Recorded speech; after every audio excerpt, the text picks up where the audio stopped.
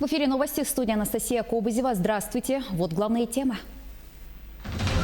Более 2000 тонн сена сгорело в Якутии. В районах подсчитывают ущерб. Робота-дезинфектора начали применять в школах Якутска. Разработчики модернизировали устройство.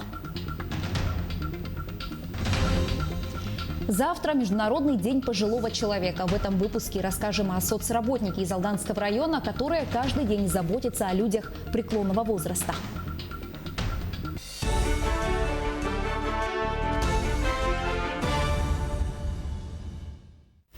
Пожароопасный сезон в Якутии закрыт, но ситуация остается под контролем. Действующих лесных пожаров нет. Первый вице-премьер региона Алексей Колодезников на итоговом совещании поблагодарил всех, кто тушил пожары. В этом году порядка 3000 сельчан упорно защищали свои населенные пункты от огня.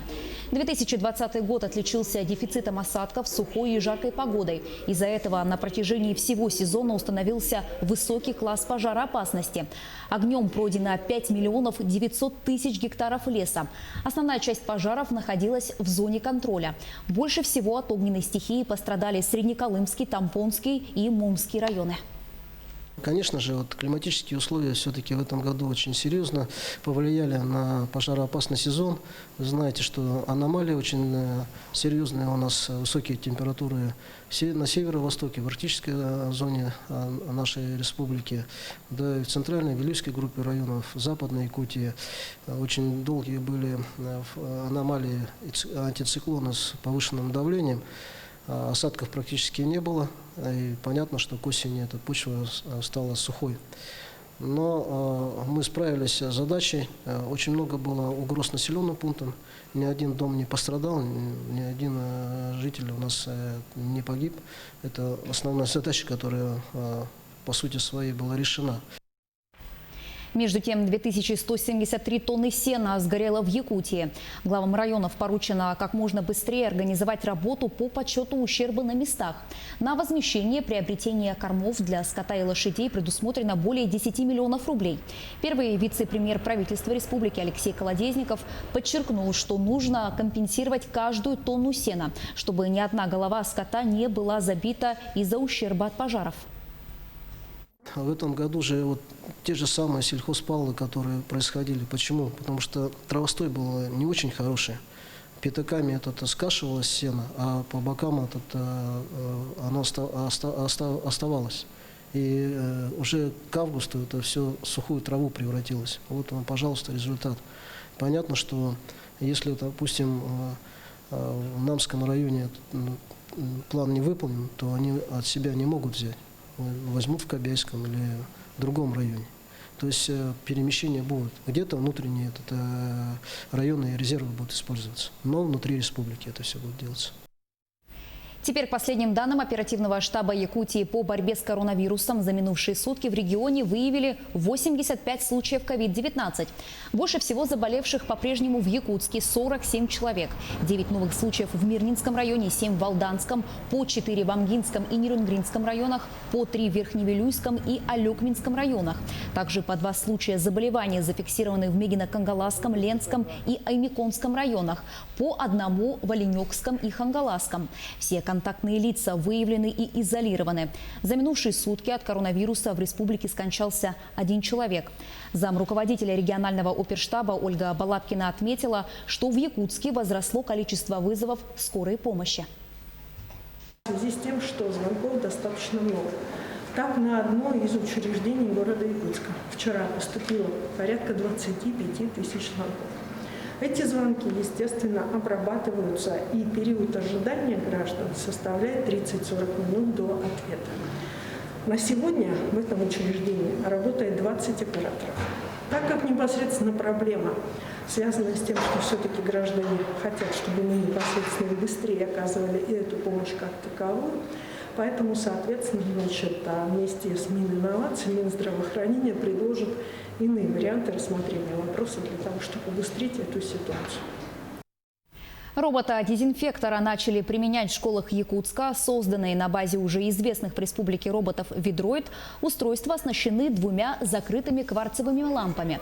Это позволяет проводить дезинфекцию воздуха в присутствии людей. Сама идея к нам пришла ну, после пандемии. Вот. У нас были роботы-уборщики до этого. Сейчас мы начинаем заниматься уже роботами-дезинфекторами, что, в принципе, сейчас очень рентабельно, очень, так сказать, хайпово даже. Вот.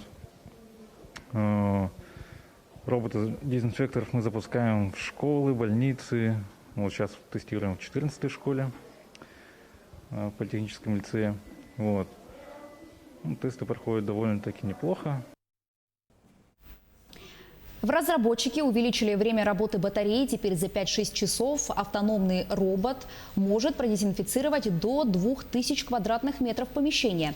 Ранее ведро и дезинфектор был опробован в холле регистратуры на первом этаже поликлиники города Якутска. В планах оснастить места массового пользования – кафе, театры и магазины. Сегодня в России отмечают День интернета. Все началось с того, что в 1998 году московская фирма IT InfoArt Stars разослала фирмам и организациям предложение поддержать инициативу, состоящую из 2 пунктов. Назначить 30 сентября Днем интернета, ежегодно его праздновать и провести перепись населения русскоязычного интернета.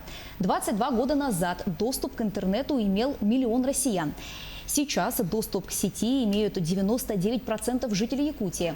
К волоконно-оптическим линиям связи подключены 269 населенных пунктов, построены свыше 8500 километров волс.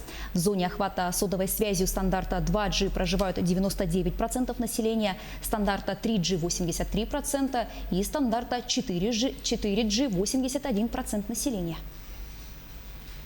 Теперь к проблемам ЖКХ. В августе жители многоквартирного дома в августе обнаружили в квитанциях за услуги ЖКХ новую строку – содержание несущих конструкций дома. Иными словами, за геотехнический мониторинг. В проблеме разбирается наш корреспондент Саргалана Неустроева. Она выходит на прямую связь со студией. Сара, приветствую, тебе слово. Здравствуй, Анастасия. Сейчас я нахожусь у одного из домов по улице Дзержинского, где сегодня как раз-таки проводился весь этот комплекс работ, который и включает в себя геотехнический мониторинг. Надо сказать, что основанием для включения данной услуги в платежный документ стало постановление окружной администрации от 30 июня 2020 года номер 187. Ну а о том, что же это все-таки за процедура, для чего она нужна и в чем ее смысл, нам рассказала руководитель отдела контроля за капитальным ремонтом многоквартирных домов. Технический мониторинг, период эксплуатации и строительства зданий должен проводиться в обязательном порядке. Для подтверждения необходимых значений температур грунтов основания, соответствия их расчетным значениям, заложенным в проекте. Наблюдение за осадками зданий необходимо для подтверждения устойчивости здания в пространстве. Специалисты также предупреждают жителей города Якутска, если вдруг в вашей квитанции ЖКХ появилась данная услуга, но есть какие-то сомнения по ее исполнению, необходимо обратиться в управляющую компанию за отчетными документами. А после, если они есть, все-таки... Если какие-то сомнения все еще присутствуют, обратиться уже в окружную администрацию. Ну, а подробности этого геотехнического мониторинга вы узнаете в сегодняшнем сюжете. А пока у меня на этом все. Анастасия. Саргалана, большое спасибо. На прямой связи со студией была наш корреспондент Саргалана Неустроева. Завтра Международный день пожилого человека. Героиня следующего сюжета – соцработник поселка Лебедино Алданского района Нина Саватаева. Ежедневно она заботится о людях преклонного возраста. С ней встретилась Татьяна Вахнина. К Вере Давлетовой Нина Саватеева зашла ненадолго. По хозяйству делать ничего не нужно. Уборка в квартире была вчера. А сегодня Вера Владимировна собралась в райцентр, в поликлинику. Помощница поинтересовалась, как подопечная будет добираться до города и сколько времени планирует затратить на поездку. Прощаясь, попросила Веру Владимировну позвонить вечером и не тащить из города тяжести. Они по магазинам еще могут. Она говорит, пока хоть погода не изменилась, он сейчас говорит, заедем к врачу, может быть, куда-то заехать, посмотреть. Редко, но попадают они на, ну, как сказать, выезжают в город. От Веры Владимировны Нина Петровна отправилась к Вячеславу Дроздову. Сегодня день генеральной уборки, и к приходу помощницы хозяин успел убрать палас. Вячеслав Николаевич несколько лет назад овдовел. Тоске одиночества старается не поддаваться. Вот походов в лес не хватает. Мужчина – заядлый грибник и рыбак. Следующим летом, решил Вячеслав Николаевич, он посадит таежную ягоду под окном. Потому что брусника, морс я пью часто, мы постоянно морс полезный. Борис Мышенков по образованию инженер, работал на фабрике. По призванию же он охотник. Помогая по хозяйству Борису Александровичу, Нина Петровна с удовольствием слушает рассказы хозяина о том, как жили в Лебедином раньше, о работе на фабрике и, конечно, о тайге. Есть хорошо родственные связи, люди помогают друг другу, приходят соседи, а есть они в одиночестве. И я так думаю, что им нужна тут большая такая поддержка, чтобы они считали себя людьми и, как говорится, не уходили из этого ритма жизни. Работы в каждом доме много. Особенно часто лебединцы обращаются к помощнице с просьбами привезти из города продукты и лекарства. В поселке аптеки нет, а в продуктовых магазинах цены выше, чем в городских торговых точках. Я информацию по телефону скидываю, она покупает, приносит. В группе Нины Саватеевой 11 подопечных. В поселке Лебедином Нина Петровна – единственный социальный работник. Много лет женщина отдала детскому саду. Заботы об односельчанах преклонного возраста взяла на себя лишь несколько месяцев назад. Всех подопечных Нина Петровна знает давно, а новая работа даровала ей возможность общаться со старожилами Лебединова более глубоко. Татьяна Вахнина, поселок Лебединый, Алданский район. Нерюнгринская ГРЭС готовится к отопительному сезону. В этом году были произведены работы по перекладке магистральных тепловых сетей. Также была заменена тепловая изоляция на участке трубопровода протяженностью более 2 километров. Помимо этого был выполнен капитальный ремонт первого энергоблока. Нам еще предстоит выполнить ремонт котла БКЗ номер 5 и 6 на Чульманской ТЭЦ. Все эти мероприятия позволят успешно пройти поселку Чульман отопительный период. На Нерюнгринской ГРЭС, на водогрейной котельной, также до конца этого года мы завершим средний ремонт котла КВТК номер 5 и успешно пройдем отопительный период. Обращаю внимание, что Нерюнгринская ГРЭС начала отопительный период вовремя, и тепло в дома наших граждан было подано своевременно. Наши корреспонденты продолжают следить за развитием событий. Оставайтесь с нами.